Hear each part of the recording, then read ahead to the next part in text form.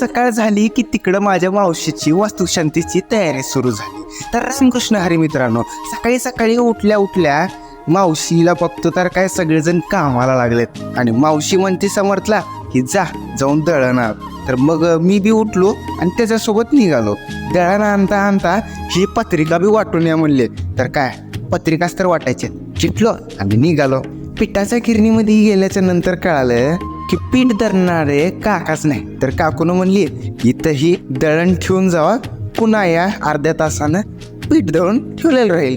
पण आकर्षक बघण्याला एक गोष्ट म्हणजे काय, पीठ तर सगळीकडे राहतेच हो, पण तिथली बघायची गोष्ट म्हणजे ही मांजर नुसतं म्याव म्याव करत आमच्या मागं पुढं लुडबुड करला होतं. त्याच्यासोबत थोडं बहुत खेळून पत्रिका देऊन आम्ही निघालो घरी जाण्यासाठी. समर्थला वाटलं चला बाबा सकाळचं काम संपलं, आता काही काम लागणार नाही.